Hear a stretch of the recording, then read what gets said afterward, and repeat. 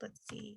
There we go. Before we get started, or I share information with you about Kujenga, I'd like to read the Land Acknowledgement. So my apologies in advance if I mispronounce any of these names. So let me read this. The Kujenga Wellness Project acknowledges the lands and people of the Mississaugas of Scugog Island First Nation. We are thankful to be welcomed on these lands in friendship. The lands we are situated on are covered under the Williams Treaties and the traditional territory of the Mississauga, a branch of the Anishinaabe Nation, including Algonquin, Ojibwe, Odawa, and Potawatomi. These lands remain home to a number of indigenous nations and people. We acknowledge these lands out of respect for the indigenous nations who have cared for Turtle Island, also called North America, from before the arrival of settlers people until this day. Most importantly, we remember the lands of these we remember the history of these lands has been tainted by poor treatment and a lack of friendship with the First Nations who called them home. This history is something that we are all affected by, as we are all treaty people in Canada. We all have a shared history to reflect on, and each of us is affected by this history in different ways. Our past defines our present, but if we can move forward as friends and allies, then it does not have to define our future. So I'll give you a brief agenda of what we are doing here today. I'm just going to, as I said before, I'm just going to go over what we are doing here at the Kujenga Wellness Project. I'm going to discuss some project objectives and goals. We are going to get into our exciting seminar, and then we are going to have some closing remarks. And if at any point you have a question or a comment, please feel free to use the Q&A option or the chat option, which should be located at the bottom of your screen. So the Kujenga Wellness Project is led by three amazing managers, Tasia Richards and Anita Trevelyan, Nicole Perryman, and myself, Jasmine Julian. I am the project coordinator. And we are funded by the Ontario Trillium Foundation, and we are proud to call Caria Community Health Center our organizational mentor. So some of the priority needs that the Kujenga Wellness Project has identified are systemic racism in the education system, child welfare, and criminal justice system. Supporting, we find that another priority need is to support families impacted by community violence and interpersonal violence. Another priority need is Black youth and adults feeling hopeless, disconnected, and isolated. Families impacted due to mental health concerns that stem from intergenerational trauma, race trauma, grief loss, or relationship stress, mental health disorder, family conflict, and more. And finally, community members impacted by financial stressors and income barriers. So we hope to identify and solve these priority needs by conducting key activities.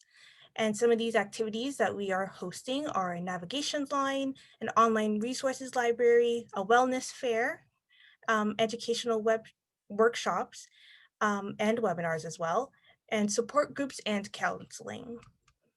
And we hope that by conducting these key activities, we can achieve these key goals, which are promoting healthier families, improving access to culturally informed resources, conducting educational workshops, supporting access to mental health services, developing supports that reduce isolation. All right, so today's session is hosted by Tembeka Pratt. Tembeka Pratt, all right. She is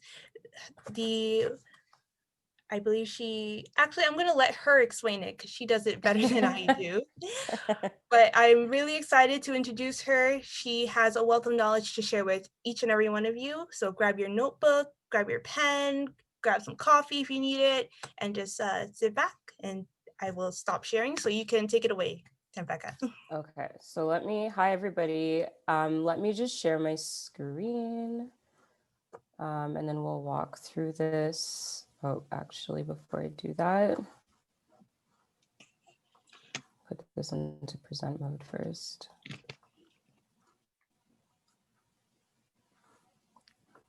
And I apologize in advance. Like, I don't know if I'm the only one, but my internet has just been acting up. I don't know if it's because everybody's like working from home or what it is, whatever it is, but it's not letting me. What is going on here? Okay.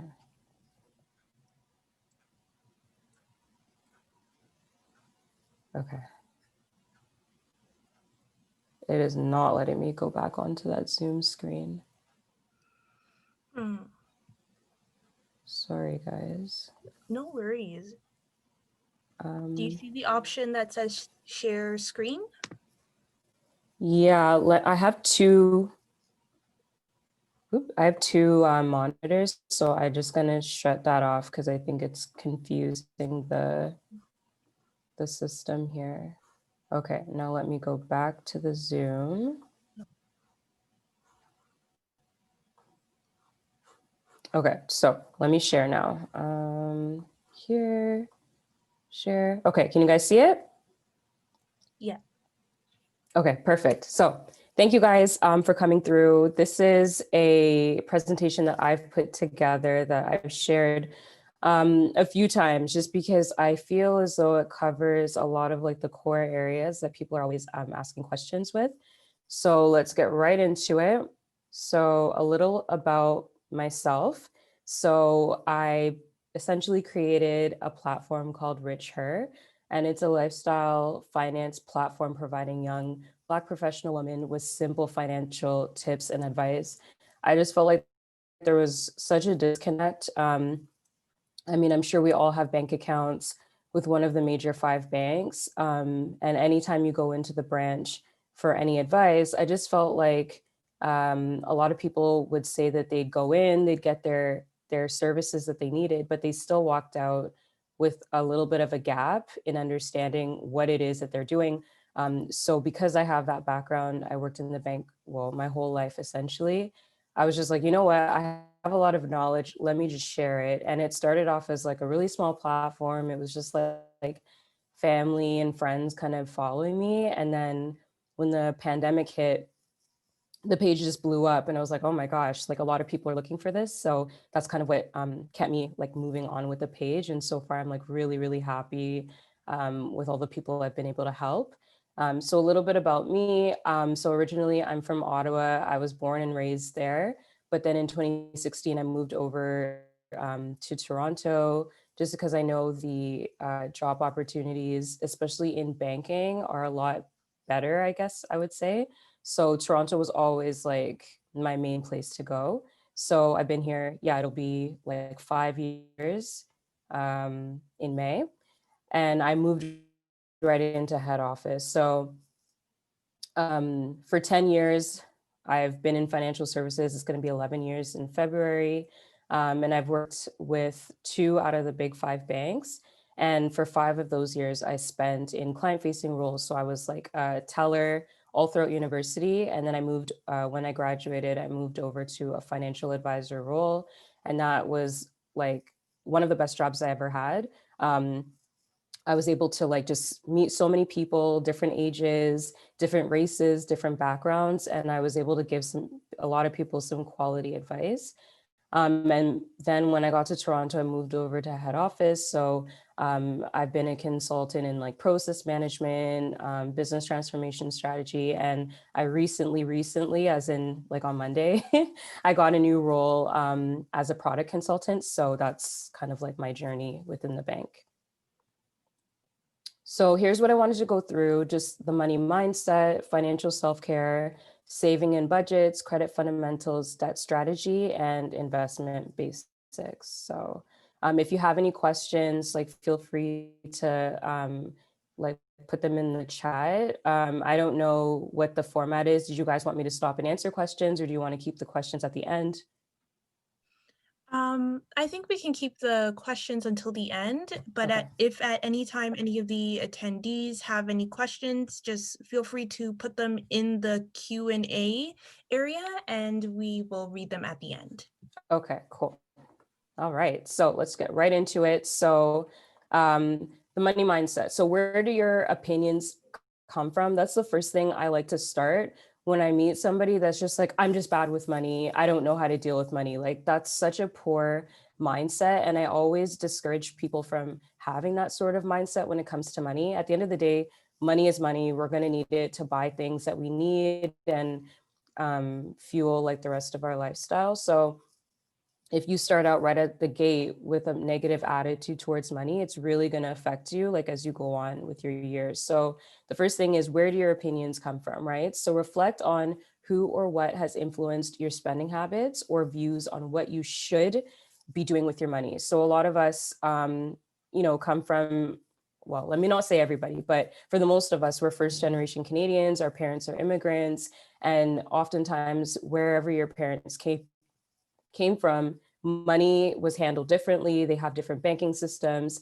And unfortunately, things such as like, oh, stashing away your money in the house in different places, like that's some things that people believe in, putting your money in like under your mattress or whatever, like people don't have trust in banks. However, we are here, we're in Canada, the banking system is very solid. So if you are feeling as though you don't trust the banks, try and reflect on like who told you that, or like what was the reason for that influence, because you really need to how do we say it? Like unwire or just rewire your brain to looking at money differently. So a really good way of doing this is redefine what being rich or wanting to be wealthy means to you and create it on your own terms. Being rich or being wealthy doesn't mean that you're living in a mansion or you're driving a Lamborghini or you're buying Birkin bags like, every other week. Like being wealthy could just mean that you want to be comfortable.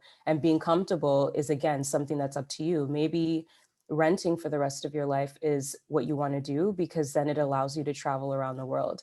Maybe you just want to buy a nice, 4-bedroom home, raise 2 kids, live in the suburbs somewhere, and for you that's comfortable. So don't let anybody else's ideas of what being rich or why you want to be rich or what being wealthy, don't let that influence you, because when you start chasing other people's ideals of what being wealthy means, ultimately you're just never going to be happy. Okay. So the next one is take a look at your environment. So look at who you're spending the most time with. How are they spending your money? Right. So if you're hanging around with a lot of people that like a really flashy lifestyle, of course you're going to feel away if you're not necessarily at that level. I can tell you that when I moved to Toronto, Ottawa is a very conservative city. Like people have money in Ottawa, but they don't really show it the way that I feel people in Toronto do.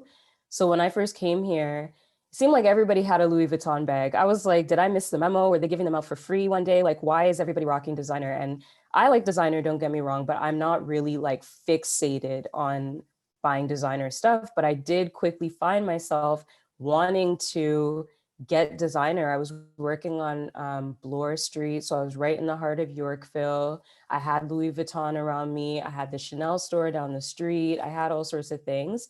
And I just found myself like wanting to spend, but I had to take a look at my environment and see, okay, what are the forces that are making me feel like this, and how can I like ground myself and just get back to the things that are important to me. Another thing I suggest is try to encourage discussions about money within your friend groups and really try and hold each other accountable. Ever since I started this page, like a lot of my closer friends, like we have a lot of daily conversations or weekly conversations about money. They'll ask me questions. I give them advice. We talk about our current situation. If we really want to take a trip, I say, okay, guys, like let's open a savings account and we'll like put money towards the trip and stuff like that. So if you feel like you're the person in your friend group that is interested in money and has a little bit more knowledge than the others, that could be a really good opportunity for you to influence your friend groups or your family and really get talking about money. Lastly, focus on the process and not just on the goals. So bad spending habits won't go away with more money. That's just a fact. Focus on changing the triggers that cause you to spend money. So through that journey, like if you want to see yourself as financially savvy or financially responsible, before every purchase, ask yourself, would somebody financially responsible spend their money on this or like this, right? It's very easy to just be like, okay, I just want, to be making six figures and live my best life. Cool. But in order for you to get there, there's a lot of things that you have to change or tweak about yourself or your spending habits before you get there. So, focus more on the internal process for yourself, and then you'll see small changes kind of accumulate. And then, in a year or so, or 5 years or 10 years, you can look back and be like, wow, I was really bad with money, but I just kept my eye on the prize and just focused on the process. And now, I've been able to accomplish all the goals that I wanted to accomplish. So that's really speaks to your money mindset. The next thing I wanted to touch on was financial self-care. So providing financial freedom for yourself is actually self-care. There's a lot of situations where people that are not financially free or financially literate, they find themselves in situations that are actually really stressful and like just emotionally taxing because they maybe rely on somebody abusive that like pays their bills, or you're constantly stressed, and stress is one of the worst killers. So by being intentional with your financial decisions, that means, understand the why before each purchase. Like I said, is this something, or is this some, me buying this, is this something that somebody financially responsible would do? During the pandemic, I'm sure a lot of us like really indulged in online shopping.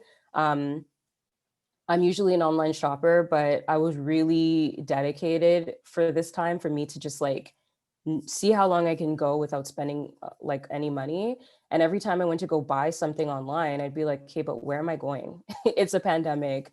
We're staying inside. I'm wearing sweatpants. I might look nice on the top for work, but on the bottom, I'm really wearing sweatpants or pajamas. So like, where am I going? Right. So just keep asking yourself that question, the why, and you'll see that there's actually a lot of stuff we don't need. I think I've only really bought anything that I did. Like I bought a humidifier, I bought some stuff for the kitchen. I don't see myself really going on the Zara website like I used to, or like all those other websites. Not because I don't want to, but it's just like there's other stuff that I can be using my money towards that actually like are intentional, right? So also ensure your spending is aligned with your short, medium, and long-term goals. So that's another thing. If you want to see yourself, going on a trip after this whole pandemic is over, then, $20 that you're spending on Uber Eats could be $20 that you're putting away for your future trips. So just keep thinking about your goals, and that will ensure that you are intentionally spending. A lot of people are talking about real estate these days. Well, if you want to own a home in GTA or Toronto, that you're spending more than $500,000 on a home. And for a down payment, that means you're spending even more for a down payment. So if you know that you're trying to buy real estate, move out of your parents' house, or stop renting, like every dollar that you put towards something that doesn't matter is $1 that you're not spending towards your goals. Also, declutter your finances. So live within your means by cutting out excess spending. At the beginning of this pandemic, I sat down and I looked through like what is actually coming out of my account. I'm pretty good with staying on top of it, but with the hustle and bustle, I was going to work downtown. It's just very easy to just swipe your card all over the place. So I was looking through my statement, and I was spending like over $100 on subscriptions. Like I had Apple Music and I had Shopify, and I'm like, or not Shopify, Spotify. And I was like, do I really need two music players on my phone? Probably not. So I cut one of those. Like just going through your subscriptions alone, that's like a lot of money that you can uncover. And a good way for me to really see the impact of those things is I multiply it by 12, right? So if I'm spending $100 on subscriptions in a year, that's like, $120. No, I lied. If I'm spending $100 and yeah, it's $120. Sorry, guys. I'm so tired from work. But anyways, you get the point. Like if you multiply it by 12, it really adds up. That $5 thing that you keep paying month over month and you're like, oh, it's only $5. Like just think of how that compounds. And that's a big incentive for you to really cut that out of your monthly spend. And then lastly, confide in somebody that you trust to keep you motivated. So whether it's your partner or a sister or a brother, friend, parent, just let them know like, okay, I really want to stop spending money. If you catch me spending my money on anything ridiculous, like call me out, seriously. Luckily for me, my boyfriend's an accountant, so we're very like disciplined when it comes to stuff like that, or what we try to. And anytime I'm like, oh my gosh, I really want this thing, he'll be like, remember, we've got plans. And I'd be like, oh yeah, okay, yeah, you're right. So it doesn't matter who it is. Just choose somebody that you know wants the best for you, and then just tell them what your plans are, and they're just going to always guide you back to the initial thing that you said that you wanted to do. Okay. Okay, so savings and budgets. So I always ask people when I have a consultation with them, I'm like, do you know how much disposable income you have each month? And like 9 times out of 10, people are like, I don't even know what disposable income is, which is not horrible if you don't know what it is, but it's definitely, if you do not know how much disposable income you have each month, there's a huge problem, because how do you even know like what you have to work with other than getting your paycheck every 2 weeks? If you don't know how much you have left after your bills are paid, then you're probably 100% overspending. So the first thing that you need to do in order to do that or get that number is add up all your expenses for the month. And then you're going to add up all the income. So, I mean, most of us have one job, but I mean, side hustles are becoming super popular now. So if you're doing like freelance work, or you have stuff that you do on the side, add in the income that you typically get. And then you subtract your expenses from your income. Now, if you get a negative amount, that means obviously you're short and you're going to have to come up with more income or make cuts. I lean towards making cuts because earning more income is not something that happens like right away. However, making cuts is something that you can decide to do like on the spot. And if you have a positive amount after you do that calculation, then you're doing well. But it doesn't hurt to like make further cuts or even make better plans with the money that you have left. So we'll get to it like towards the end, but investing is a huge thing that I'm trying to talk about. I feel like a lot of people in the community are scared of it. They don't know what it is. So when you have that surplus of cash after you've paid all your bills, investing should definitely be at the top of your mind. The most important thing you can do for yourself, though, even before investing, is an emergency fund. Again, some people will say like, what's that? And it's quite frankly a fund for emergencies. A lot of people ask me, how much should I have in an emergency fund? There's no like right answer, but definitely if you can save at least 3 months of expenses, that's a good start. So let's say you do the math and in 1 month you spend $1,000 on your expenses, then you should have at least $3,000 in your account, right? If you have kids or any other like financial obligations outside of yourself, I would even advise to save more, because in the case that you lose your job, you have other mouths to feed essentially. So just sit and reflect on like, how much would I really need if I were to lose my job right now? Super important right now because of the pandemic. We all know that like people are losing their jobs left and right, and it's really hard to get a job these days. So it's even more of an incentive to have that emergency fund there. And no amount is too little. I was saving like $20 a paycheck when I wasn't making that much, and I didn't stop. And I could have sat there and been like, oh, it's only $20. What is that going to do?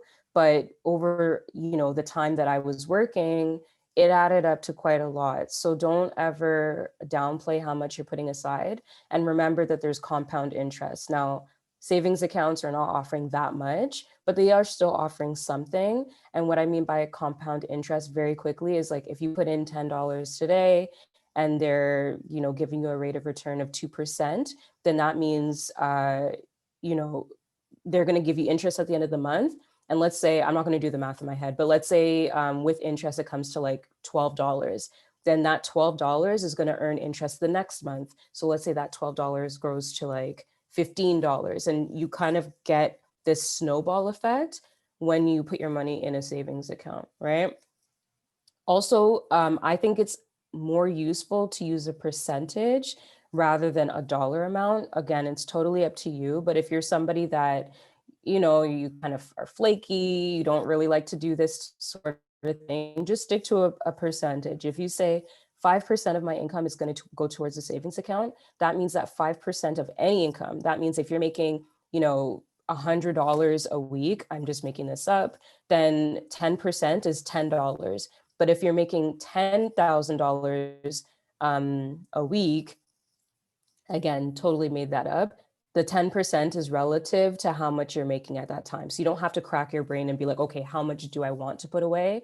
The percentage already, you can just keep it at the same percentage and it'll be relative to whatever you're making, whether you're making like $100 or, in the thousands. Hope that made sense. But all in all, my point in this slide was just start saving if you don't already have a savings account. An emergency fund. And if you do have a savings account that just has like, a couple dollars in it and you're not really diligent with it, use that account to start building your emergency fund. So these are like the 3 savings hacks that I always give my clients. So the first one is automate. So keep it simple. You don't want to be cracking your brain and being like, okay, how much do I want to take out of my pay today? Just automate it. Most, or if not all, banks come with services that you can just program and say, okay, every other Friday, I want to take out $50 and I want to put it in this account. Once you set it, try not to go against the automation. I know it's so easy to just like transfer it back when you need the money. What I also recommend is to open it at another account and don't download the online banking for that account. So let's say you're banking with TD right now, you send $50 to, I don't know, a Scotia account. Don't download the Scotia app. Just forget about it. And maybe set an alarm for yourself every 3 months. You go and check like what's the balance in that Scotia account. But the more it's like readily available for you to transfer, the more tempted you'll be to pull the money out. So that's tip number 1. Tip number 2 is audit. So like I said, go through your expenditures and start to make cuts. If you go through and you're like, okay, I don't need that subscription. My brother is already paying for a Netflix account, so I don't need another one. I don't know, whatever it is, just go through and kind of say like, okay, I didn't need to spend money on this. What can I do to prevent myself from spending money on this again? Like, for example, me, Uber Eats is like my ultimate kryptonite. Whenever I don't feel like cooking, Uber Eats is like the first thing I think about, but I'm really trying to be intentional and cook more because it just gets so easy to just like go on to Uber Eats. And now they're making it so expensive. They have all these like really stupid charges on Uber Eats. So your meal that would have cost you like $10 or $7 in the store, they're now charging you $20. And it's just like, why, right? So do an audit. And then lastly, assign and keep it intentional. So a cool thing that I did like years ago was I started naming my accounts. So let's say you're saving, and by the way, you can open as many savings accounts as you want. That's something that people don't know that you can do. But essentially what you're going to want to do is open up several accounts. Let's say you have like a house fund, a car, because let's say you want to buy a car, you want to go on vacation, and let's say you're saving because you're going to get married. I don't know. So what you're actually going to do is go into your online banking and you can actually name your accounts. I don't know if every single bank has it, but I know for sure TD does. I think RBC has, and yeah, the others, I'm not quite sure. But naming your savings account just makes it more intentional instead of just throwing it into a savings account and you're just like, okay, yeah, it's just for savings. When you really like separate your savings into separate accounts and name it, I'm telling you, it almost like makes you want to even save more. Like right now I have a savings account for a girls trip that I'm hoping can happen at the end of this year. And like when I see the balance, I'm like, you know what? Like, I haven't gone out to eat all week. Let me just like put an extra like $50 in there. And it just makes it more intentional, makes it a bit more fun. And you can like actually see the amount growing, and it's just like a nice feeling. So those are some 3 savings hacks that you can use. There's a ton more, but I think these ones really help people get motivated. And then a quick blurb over here. So CERB was like the big topic last year. I don't know, what they're doing now in terms of like, are they asking for that money back or not? But I will say, make sure that you save at least 15% of what they gave you. So for example, if you got one payment of $2,000, I would suggest to put 300 away, just because if they do ask you for that, and let's say you've just kind of been spending your money anyhow, when they ask you for that $300 or whatever it is that they're going to ask you, you're going to want to have some money on reserve. Again, I'm not a tax accountant, so I don't like advise people on like, taxes like 15% or anything. 15% is just like a guideline, but ultimately it depends on how much you were making in 2020, like all these factors. But just as a rule of thumb, 15% should be okay. And you might not even be asked to return the money. It's just something that people are advising that people do. So credit fundamentals. So this is a depiction of the credit score range for Canada. So 300 is like very poor and 900 is like perfect. So if you're like 725 or above, you're in good standing. 660 to 725, it doesn't mean you have bad credit, but you can do better. And then you definitely do not want to go lower than 660. Some banking apps have a tool on there that you can check your credit. Don't do it too much though, because it does impact your credit score. Some platforms like Credit Karma, you can sign up with Equifax or TransUnion. I have to look it up, but there's a bunch of free ones that you can sign up with. Do not sign up for anyone that charges you to pull your credit score every like month. It doesn't make sense. There's free ones that you can use. For sure though, Equifax and Credit Karma are the 2 that people always use to check. If you're feeling like your credit can do better, there's a couple things you can do. So first of all, let's say your credit is very bad. Like let's say it's in the 300s and like nobody is lending to you. What you can do sometimes is go to the bank and ask them for a secured card. So basically, they'll ask you to put like, I don't know, I think the minimum is $500 in a savings account. And then the bank will now secure or lock in that $500. And then they'll issue you a credit card for $500. So basically that gives the bank peace of mind that if you decide to just like never pay, they have $500 on lock that they'll just take from you. And also gives you peace of mind that, if you ever run into trouble, you can still pay the card back. But essentially what we would do for people is give them the secured card, and then you just go and buy random stuff, like go buy a pack of gum and then you pay it off right away. Go pay for gas and then pay it off right away.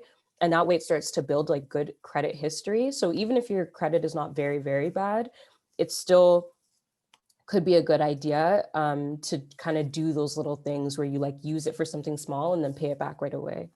Another one is try not to have more than 30% of your credit limit owing. So let's say you have a credit card with $1,000 limit on it. 30% of $1,000 is 300. So try not to owe more than $300 on your $1,000 limit card. Okay, to find out what 30% of your limit would be is simply just multiplying the total limit, the amount that you're allowed to spend up to, and multiply it by 0.3, and that'll give you the number that you can't or you shouldn't exceed. Now, it's not like if you go and exceed it, your credit score is going to plummet. It just means that the longer you stay with a balance over 30%, it will start to slowly impact your credit score. Pay at least the minimum on your credit card products.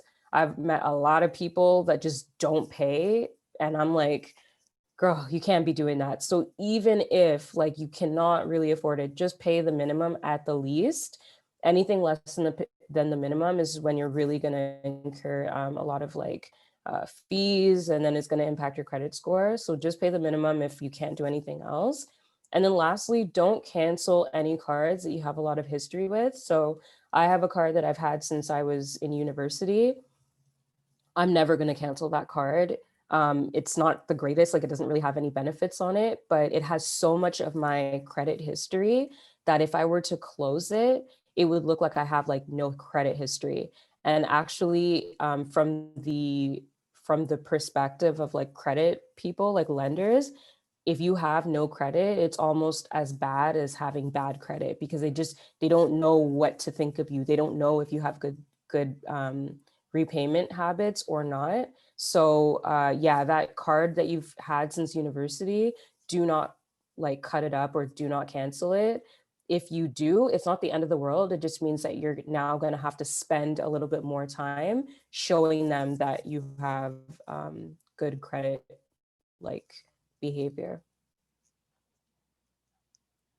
So for debt strategy, I know that's also a hot topic. Like some people have OSAP and they have like credit cards and a line of credit. And they're like, I don't know what to do. I'm just kind of throwing money all over the place, but I feel like it's not making any progress. Number one, I would say if you have OSAP, do not kill yourself trying to pay off all your OSAP. Like I'm telling you, OSAP is like the least of your worries. Credit card debt is the one that you should be scared of. It's very expensive debt. It's almost 20%, if not more than 20%. And like pretty much for every dollar that you owe, you're paying an additional 20 cents on each dollar. And that might not seem like a lot, but it's a lot.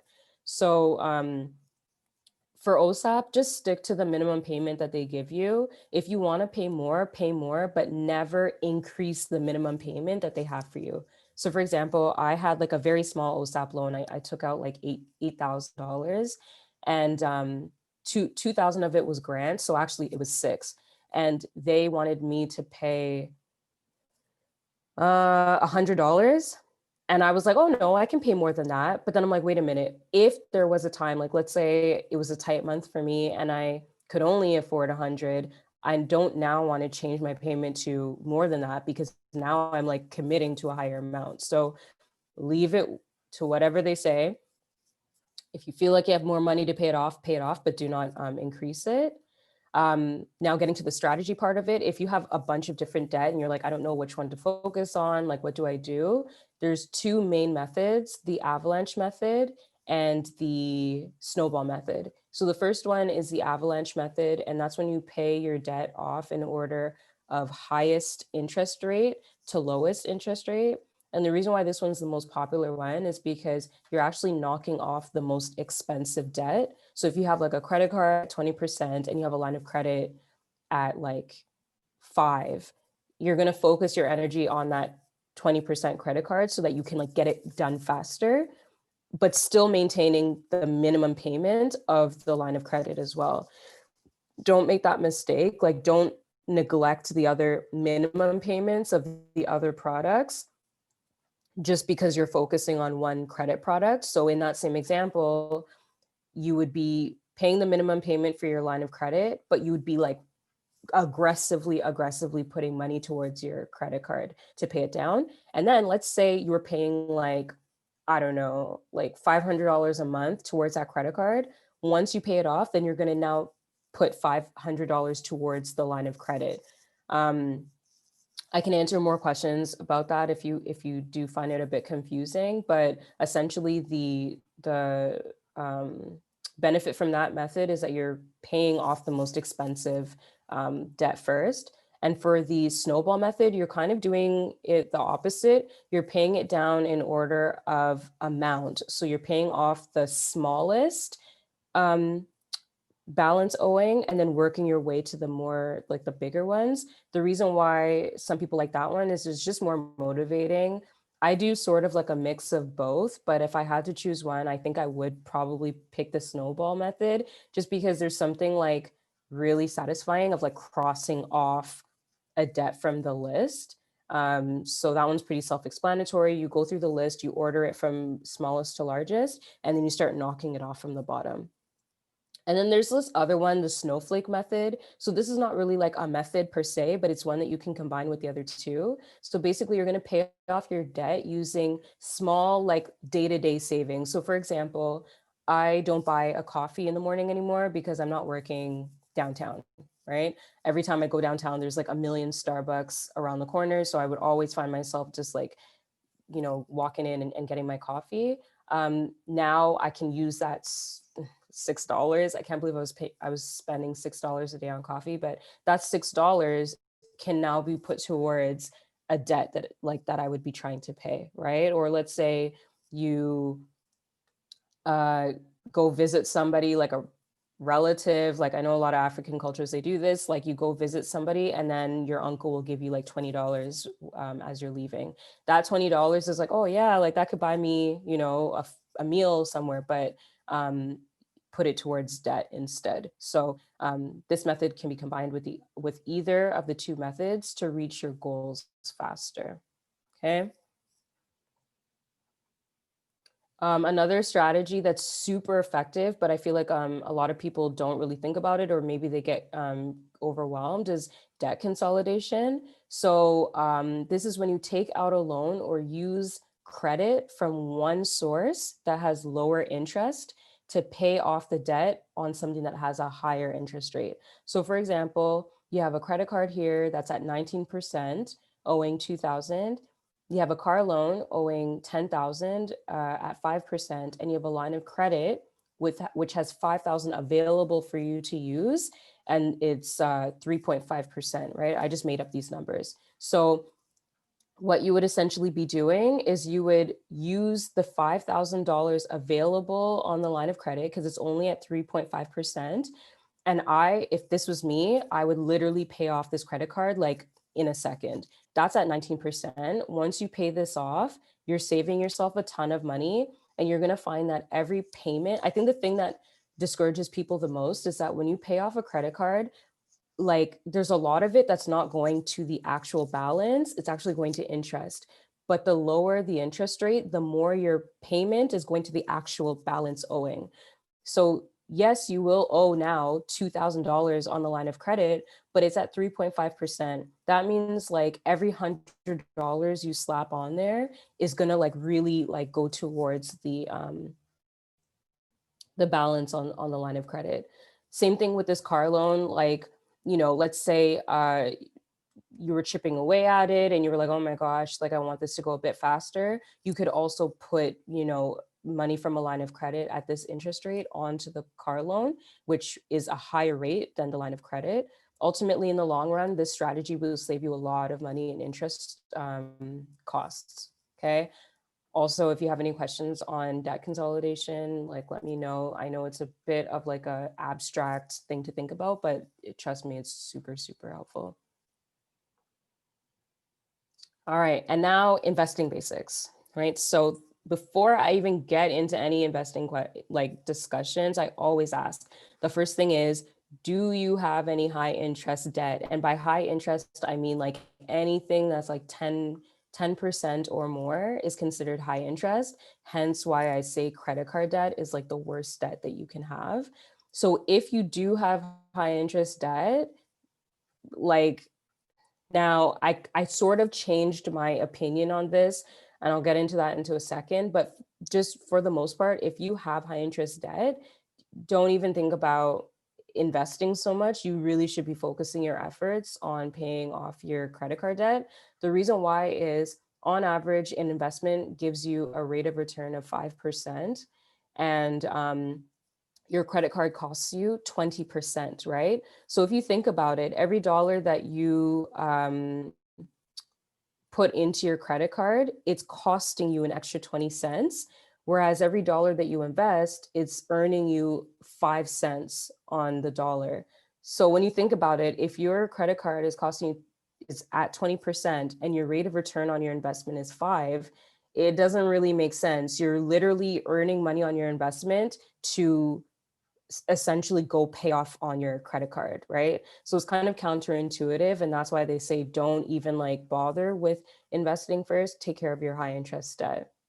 The second question is, Do you have an emergency fund? If you don't have an emergency fund, again, my opinion has changed a bit on this, but essentially, if you don't have an emergency fund, they always say, okay, before you start investing, focus on your emergency fund first.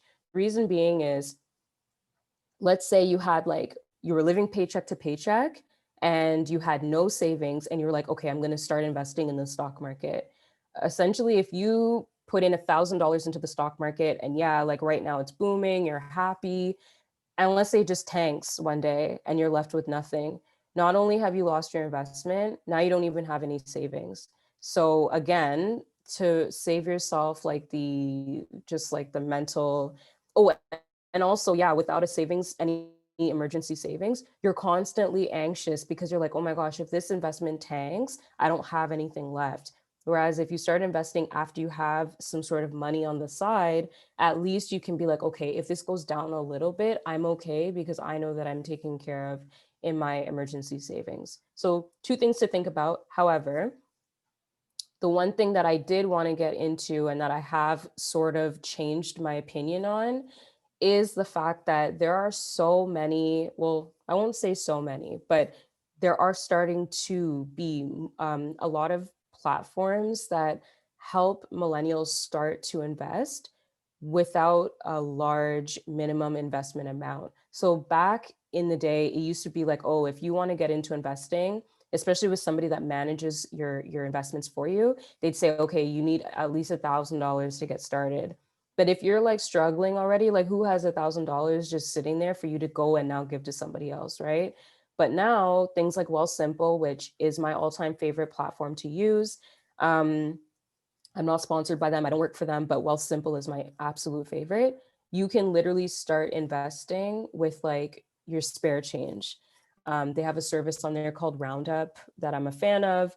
Um, that's a whole other conversation. And like, I can talk to some people on the side if they want, but they'll invest your spare change, or you can have one of their managed portfolios where you can literally put in like $10 per paycheck and get started with investing. So for me to say like, okay, if you don't have a savings, emergency savings, and you haven't paid off a credit card, sure, but I'm sure you can still put away like $10 to invest, right? So I think that notion is kind of like they're starting to like get away from that because they realize it is a bit easier to invest these days. But anyways, I'm going off on a tangent. There's four major kind of ways to invest. Mutual funds, which every bank will offer. If you go into the branch and say, I want to start investing, they're most likely going to offer you mutual funds. So it's a pool of money from different investors, and that pool of money is used to buy a basket of stocks and bonds. Um, you can put in, I think the minimum they require is like 25 or $50, but essentially you don't know what you're investing in, but they'll give you sort of like these cookie cutter type of portfolios based on risk tolerance. So if you're like, yeah, I want to go in all in, like I want something risky, they have a portfolio for that. If you're like, I'm kind of on the fence, I want the gains from the investment, but I'm kind of like nervous, they have one for that. And then if you're like, whoa, I do not want any risk, like that would be the one my grandma's in probably, they have mutual funds for that. And the good thing is you can increase and decrease the amount that you contribute. So, if you're making not that much right now and you only want to do 25, that's fine. And then as you make more money and you want to increase it to 100, you can do that too. The buying for mutual funds, this is not like too important right now, but the buying for mutual funds takes place at the end of the day. I'll get to why that's important in a second. Stocks, we all know stocks, ownership in a company, and they're very high earning potential compared to other options due to the amount of risk, right? The more risk, the more your return is. If you decide to put all your money into Tesla, you'd be very happy right now because Tesla is booming, right? But if you were to put your money into something else and it tanked, there goes all your money. So stocks, I don't like stock picking. I do hold stock, but it's not like my main investment method.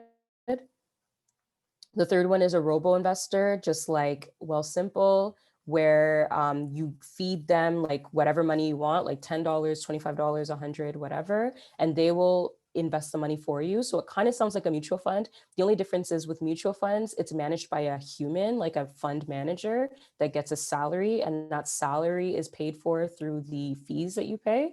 But a robo investor is a robot. It's like an algorithm, and based on your risk tolerance, they will invest your money based on what you can tolerate.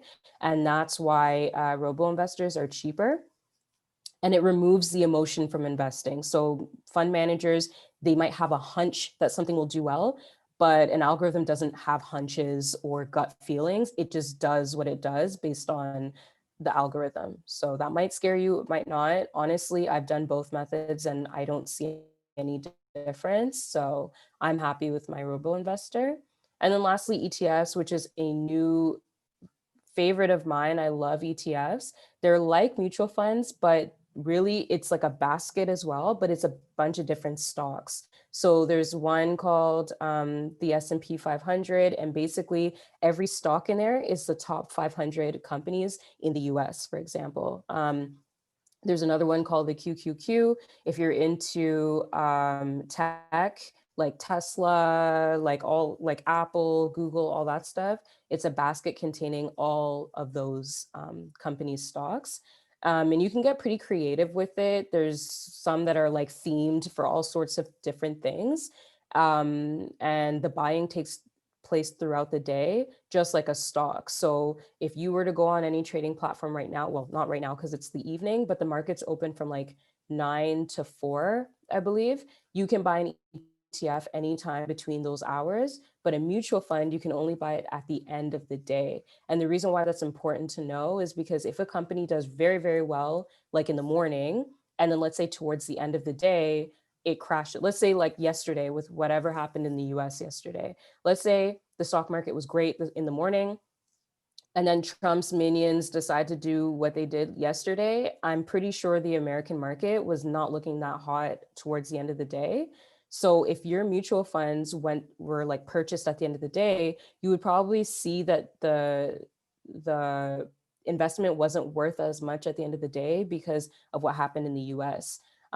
Whereas ETFs, you could have bought in the morning, and then whatever happened in the end of the day didn't affect your overall portfolio. So without getting too technical, those were the 4 areas. And that was the last slide. Hope you guys found it informative. If you have any questions, I guess we will get into that now. Did you guys want to get into it, or did you want me to? Oops, there we go. Okay. Well, thank you, Tembeka. That was excellent presentation. I do not see any questions at the moment, but if Okay. anybody does have a question, please feel free to ask. I'm sure Tembeka has all the answers. Try to.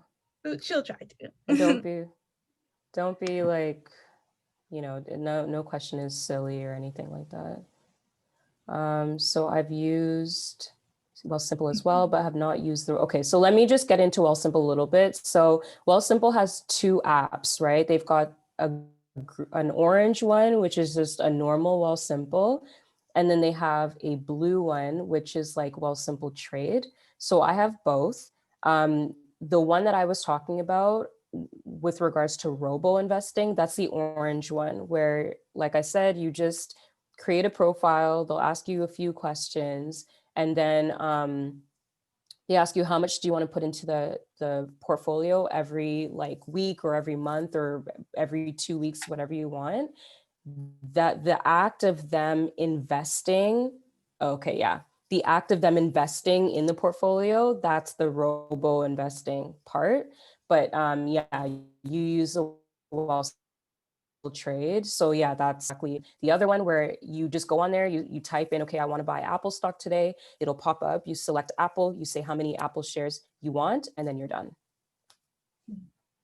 So that's the main difference. Sorry, Tembeka, I just have a quick question here.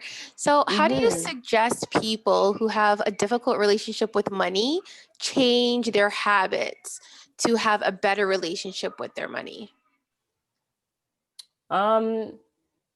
I mean, I know it's a lot easier said than done. Like I said in the beginning, like, you know, really getting down to the root, like, why do you feel the way you feel about money? Is it maybe something that your family have been pushing on you about money?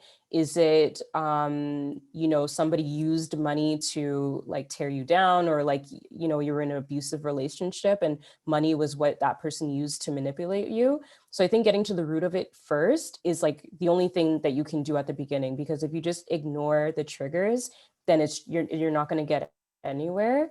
Once you're able to really understand, like, okay, I understand why I feel this way towards money, seeking help is like the absolute biggest thing that you can do. I've had so many people say that, like, you know, for whatever reason, they didn't feel comfortable asking a financial advisor at their bank, or maybe their family and friends didn't know much about it. And they just felt silly at their big age that they were asking, you know, or they were wondering certain questions. But, you know, I feel like I was able to make people comfortable and like just ask questions like, what is a tax-free savings account? What the hell is that thing? And I'll just break it down really simply, like, it's for savings and blah, blah, blah, blah, blah, blah. And that sort of like made their wall come down, and then learning about money became a lot easier than you just feeling as though money is just this really complicated thing. You don't want to know about it. You know, maybe Black people don't want to get into it because they feel as though there's discrimination, like when they enter a branch, like whatever the reason is. First get to the root of it, then seek help. And then the third thing is have conversations about it. Like, you might sit in this seminar that we're having right now and be like, wow, I really learned like ABC. Don't keep it to yourself. Like, share it with others, and then that will kind of make you feel better about money and give you more confidence, and then you'll be more confident to like look into different things about money and go into your branch and ask questions. So yeah. Thank you. You're welcome. Any other that was a really good question though, because I know everybody's like, oh, just it's just money, like you can figure it out. But I know it is intimidating, and it's not easy for people to even know what to ask, right? So even like, you know, you guys that joined this seminar tonight, like you're like a really good step in just like taking a Thursday evening to learn about it and get something from it. Sorry, so we have a question here in the Mhm. Q&A, and it's if you, if you're saving in a TSFA and an emergency fund in a regular saving account, should they be of equal importance? Okay, so if one is in a normal savings account and one is in a TFSA? So sorry, one is a TSFA and one is an emergency fund. So I guess it's just a regular savings account. Oh, But okay. just for your emergency fund, so just in case. Mhm. Is there one that is more important than the other, or are they of equal importance? Um, so emergency fund is 100% like the most important form of savings.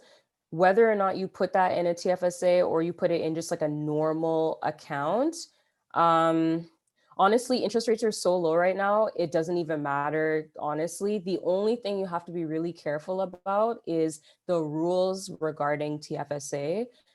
They're on CRA website. So if you just Google like TFSA contribution limit, you should be able to find the CRA website article on that. But other than that, you just, they're the same. There's really no difference. Also, you want to be careful if you're going to be like taking money, like putting money in, taking money out, putting it in.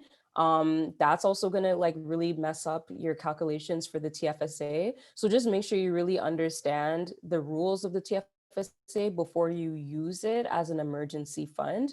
But like I said, if you're really disciplined and you know that this money is not going to be taken out for anything other than like an actual emergency, it doesn't really matter, to be honest. You're fine. But I still would say utilize the TFSA, because the good thing about the TFSA is that you can do many things within it. So you can use it as a savings account, but you can also invest within your TFSA to actually grow the money even more. And when you use the TFSA to invest, you're not taxed on any gains that you get.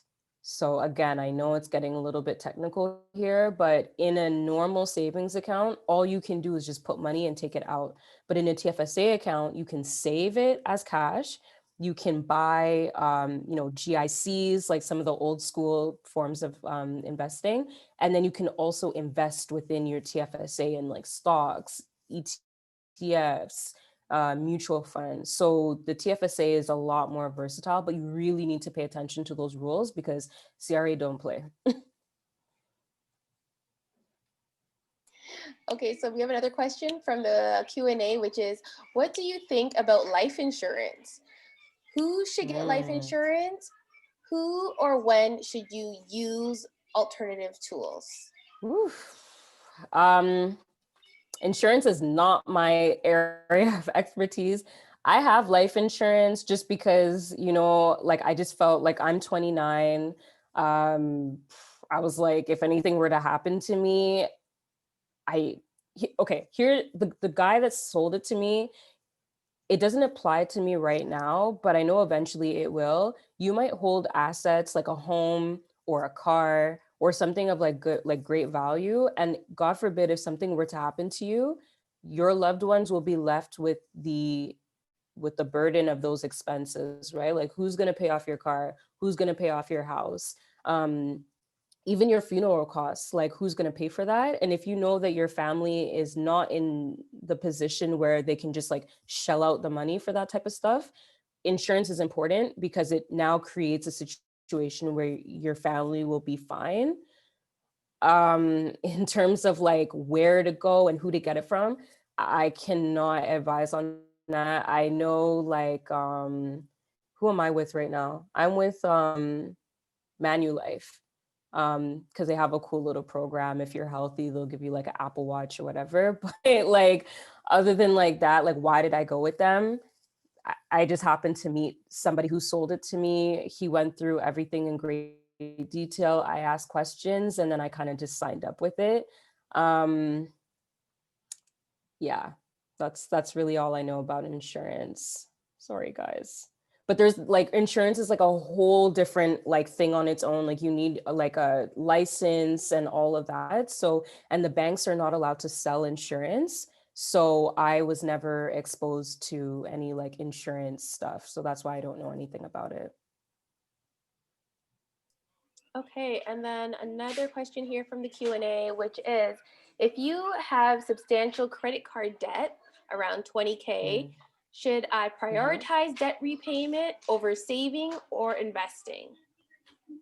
Ooh, definitely prioritize it. Like I would still say, and I always say it's super important, like even if debt is going to be your main focus, don't totally give up on savings, even if it's like $5 a paycheck. Like just do something. Like even if it's like $10 a paycheck, still be putting that in savings. But yes, absolutely, that 20K in credit card debt, like aggressively pay it off. Yeah.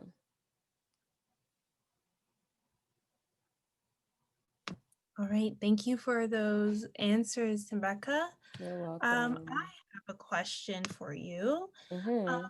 What are some suggestions for people who want to invest but are worried about it, or maybe they don't know too much about it? What would you suggest their first step be? I would say go to your branch. Now, I have my own reasons as to why I moved away from mutual funds, like at the bank. They're a great product and they're a great way to start investing. So, if you do really want to start investing, go to your bank and sit down with them and have them walk you through a mutual fund, um, because you'll actually get advice on that. If you're scared about it, I would probably get some resources. So there's a book called, oh no, sorry, one second. Let me just see if I can get the book. The investing book. What's it called? The Black investing book. No, but what? Huh? Oh, okay. Let me see. Okay. So this book here, I don't know if you guys can see it. I have to turn off anyways, let me write it in the chat. Yeah. where's the chat? Oh, there it is. Yeah.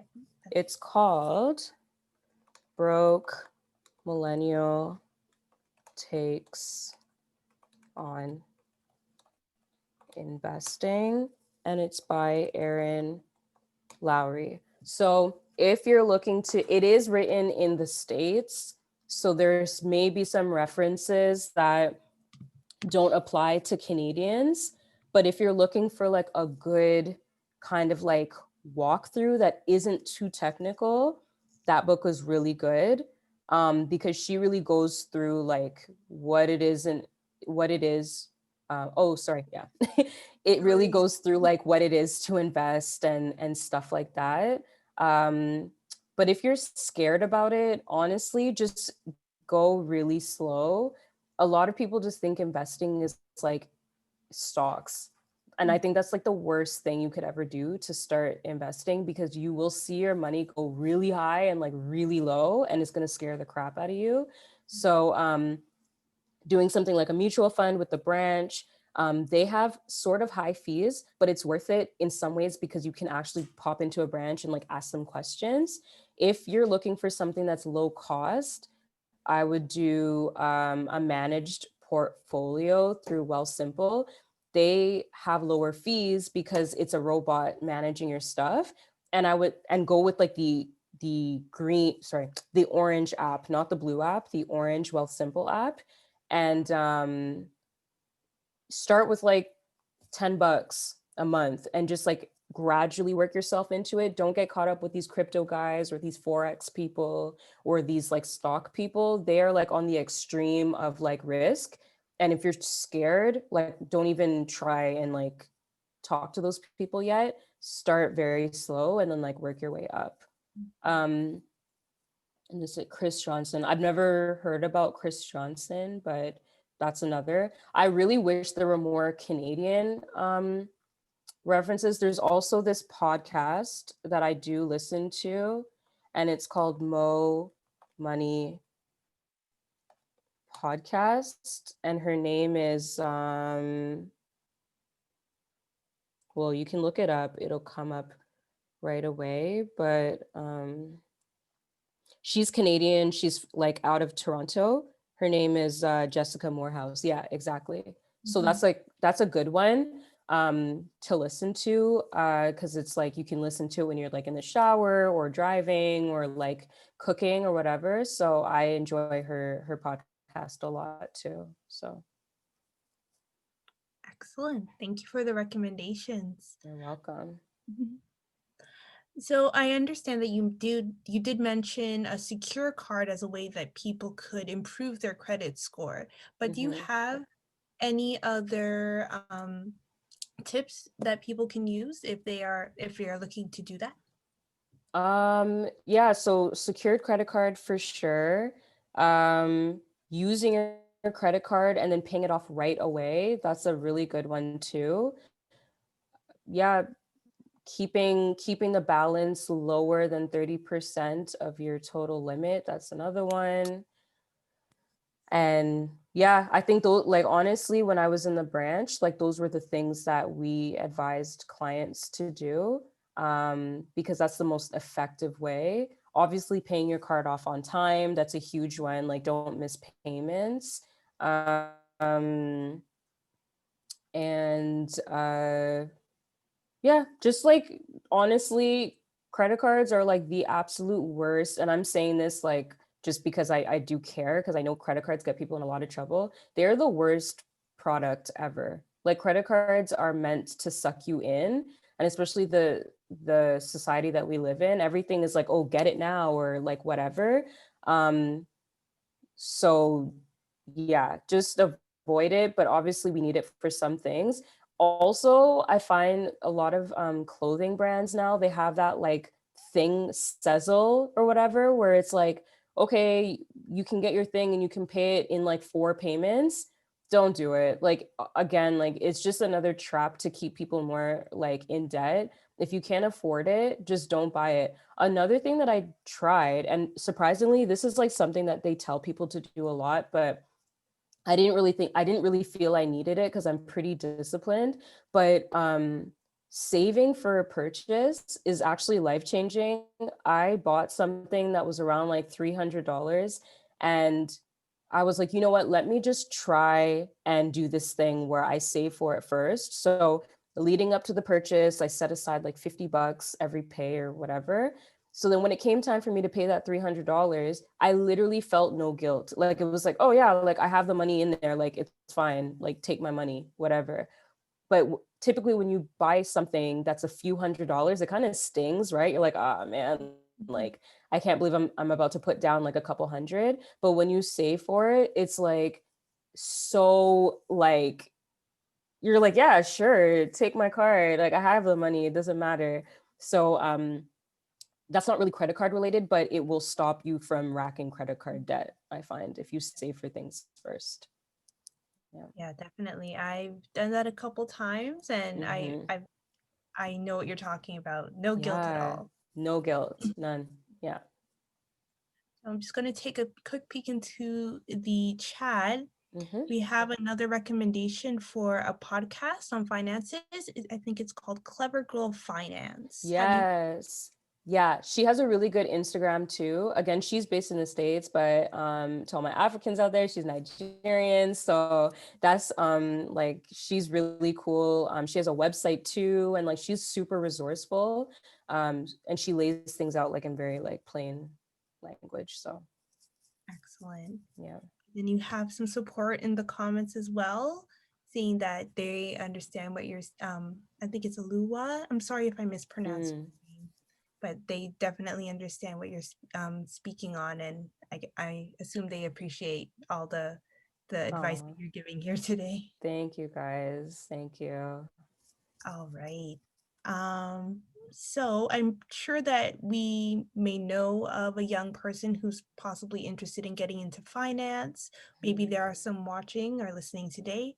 So how did you get into the finance world, and what are your suggestions for young people who want to get into that field? So the funny thing is, I always liked money. My parents, so my mom is South African, my dad is Nigerian. They came here, so obviously, like I'm first generation.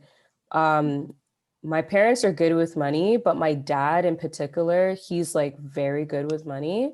So at an early age, I remember I got my first debit card when I was like in grade um, 6, and that was like kind of my first introduction to like how money works. You put money in a bank account, you withdraw it when you need it.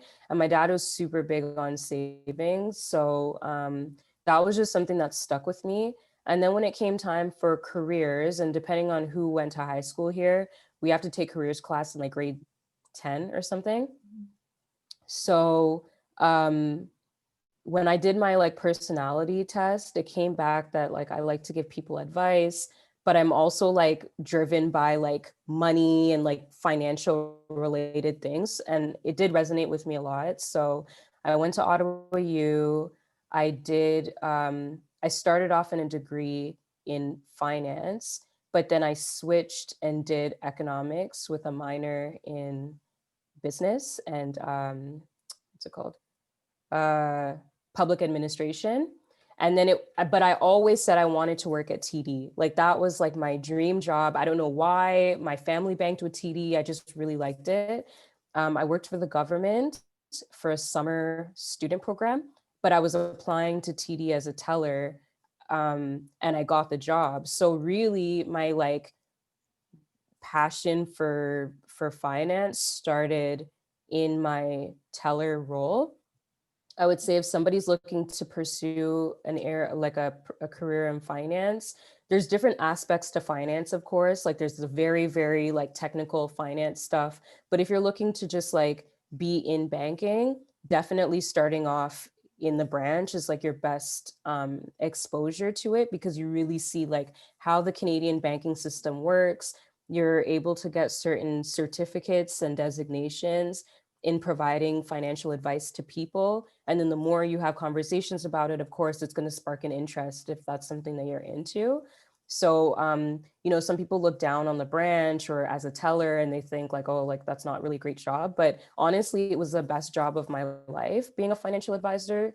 And I really am so happy that that's where I started my career off. Um, and also like in just like networking, when I moved to Toronto, I had friends here, but not like I didn't have like the community like I had in Ottawa. So I went to a lot of like networking events. If you're somebody that works in financial district, there's a lot of different clubs you can join that are focused on like the financial community, especially the Black financial community. So there's a community called COFP, Canadian Association of Urban Financial Professionals. I'll put it here and you guys can like Google them. I love that group. I met so many like interesting people. They have really, really interesting like guest speakers that come in from different areas of finance.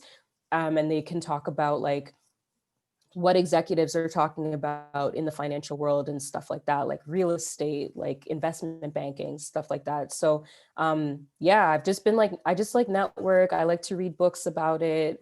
I have my page, Rich Her, just different things. I'm not a finance, like I didn't graduate in finance. I don't have a financial like designation or anything like that. But it really started with my work as a financial advisor, and then like my interest grew from there. Yeah. Excellent. So we do have some questions in the question and answer section. Mm-hmm. I believe the first one is, are there tools to help you track the debt that you have? So Mint is like the top one that I know of that people really, really like. I follow like another form of budgeting that I actually made up myself, but Mint was the first app that I was using. And actually, I think it was a website before I started using it as an app. But now looking at it again, because my boyfriend likes Mint, they have so many features on Mint now that really give you like very like detailed like trackers of what's going on with your financials. So if you're somebody that likes it to be visual and you like some sort of like notifications about like what's going on in your accounts and stuff, Mint is a really good one. Um, Another one is you need, is it you need a budget, YNAB.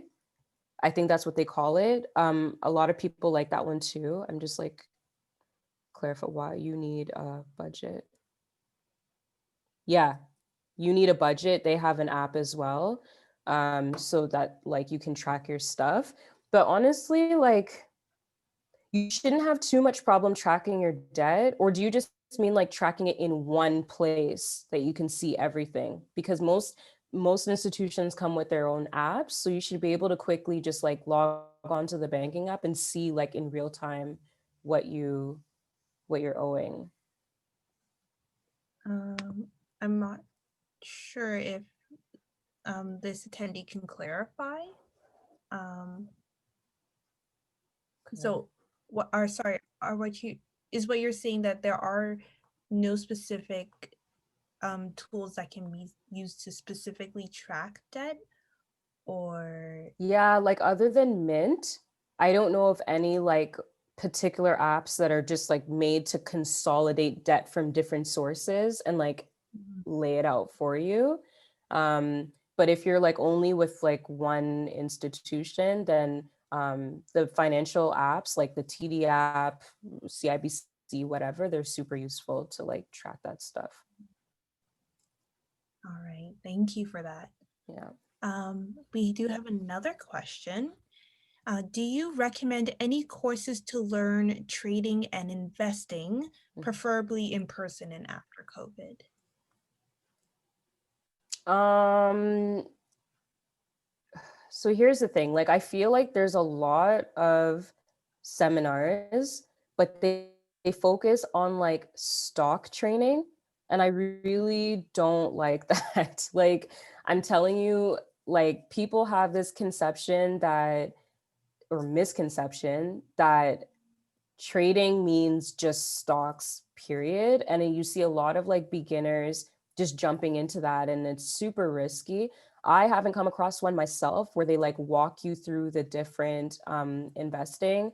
I did have a program that I launched last month, and it was 4 weeks, and it was with 7 ladies, and I taught them my strategies for investing. Just to give you guys a little bit of context, when I moved to Toronto, I had like $0 left after I moved. The rent and me buying furniture and all that stuff totally wiped out my savings. So I started from zero. I was doing a little bit of reckless spending too, because Toronto's an exciting city, especially when you're coming from Ottawa, which is quite boring. And after like a year of just like going out and spending a lot of money, I'm like, okay, it's time for me to like buckle down. So in like I would say 3.5 years, me just being consistent with investing and put money away, now my portfolio is at over $20,000. And that was me just like being consistent, not trying to like move into anything too serious. Also, another huge thing that people miss is their employer. So if your employer has an employee share program, or like one of those things where you put money in and then they will match it, employer match program, I highly recommend, if you do not have, if you haven't enrolled in it, enroll in it. In my first year working with my company, I saved like, I want to say like $5,000 in 1 year, just because they were putting money in and I was putting money in as well. So if you don't know what it is, check with your HR department and see if they have any like employer match programs. And that was a really good way for me to boost my investment portfolio. I didn't have to do anything. They do it for me. But sorry, back to the question. I don't know of any for beginners that are, in my opinion, suitable. There's a ton of like, seminars on investing in the stock market and like investing in cryptocurrency and stuff like that. But when it comes to like basics, I haven't really seen anything that I felt like was beginner friendly. Maybe I should do one. Like that's something that like I really have thought about, because like I said, I just think people just start investing kind of like in the wrong way, and then they get super frustrated or they lose money, and then they totally just say like, I don't want to do this anymore. So I'll let you guys know if I start my own, but as of now, I haven't. Definitely, that I think that would be an awesome idea. Yeah.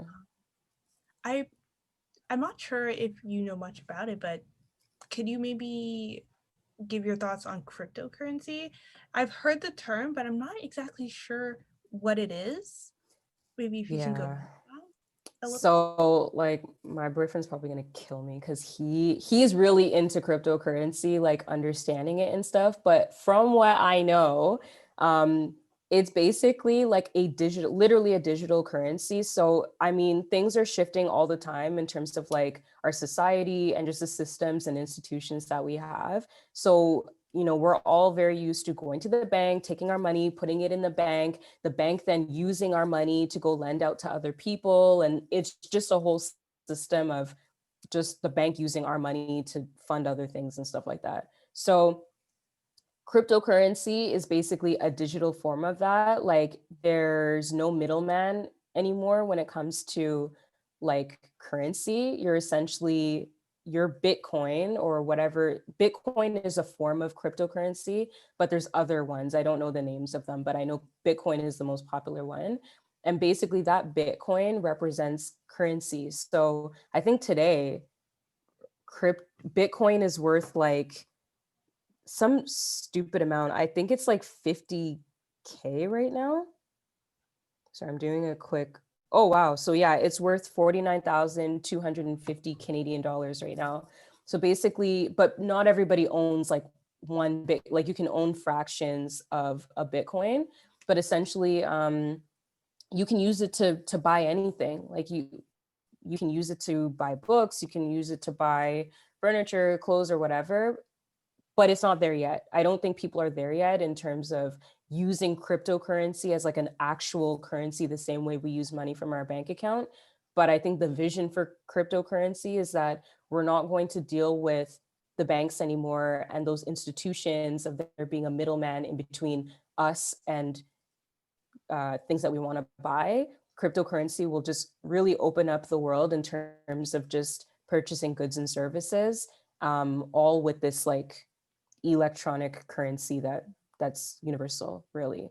So in terms of like what's going on right now with cryptocurrency, I think this whole thing with COVID and people just really thinking outside the box and trying to see what the future is going to look like, I think that really sparked people to be like, wait a minute, like, look at this global pandemic, like it's completely shut down countries, cities, economies, and all that. And people are really losing faith in like this physical currency that we're so used to.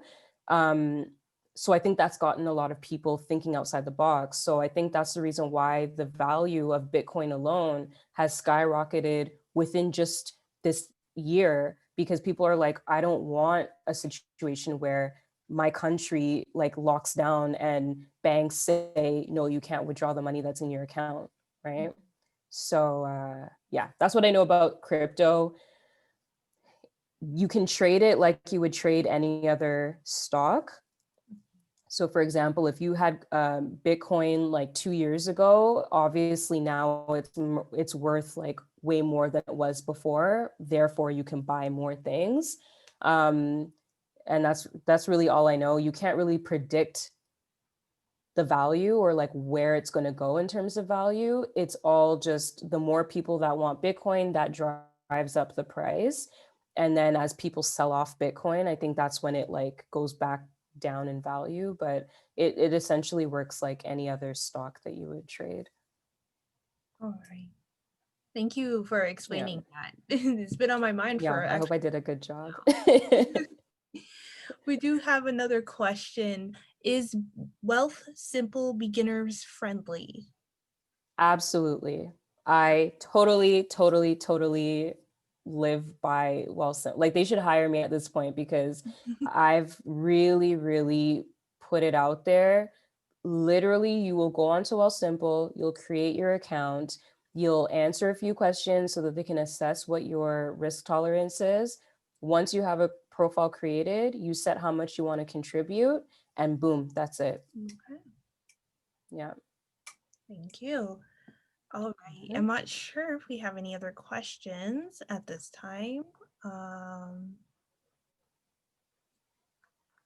Okay, I'm not sure if Tasia had any more questions as well.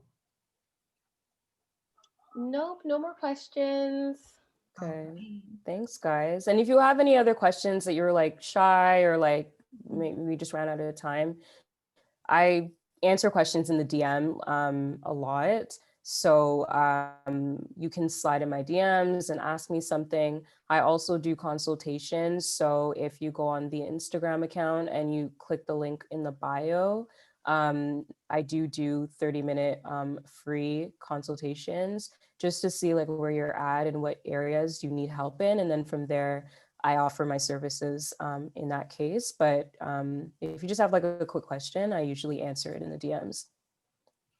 And is there any links that we can, or emails that we can share with the attendees in case they'd like to send you something? Sure. So like my Instagram is really the main thing that people go on. I have a website. Do you want me to just like type it in the chat? Yeah, that would be good. Yeah. So I have a website now. It's richher.ca, like very simple. My email is richherconsulting@gmail.com. But typically my Instagram is where all of the action happens. So that would be the best place to reach me. All right, fantastic. Thank you very, very much again Thanks, for guys. coming. No worries. I learned a lot. I'm sure everyone else did as well. It was very informative and thorough. And again, we really appreciate you taking the time. Thanks, guys. This is like my passion. So like I have my 9 to 5, but like honestly, this is like what makes me feel super good. I love teaching guys like you guys about financial things. And no question is stupid. So if there is something that's on your mind and like, I really want to ask this, but I don't want to sound stupid, trust me, I've heard like every single question you can ask. So don't be shy to ask me anything. All right, thanks again. And All thank right. you to all the attendees for coming. Thank you for supporting. And I believe this webinar will be posted if someone wants to, yeah, it will be posted, I believe, on our website at kajengafamily.org. Yes. So if you want to revisit and, retake some notes, feel free to do so. All right. All right. Have a good night, everyone. Thank you. Thank Bye, you. everybody. Bye.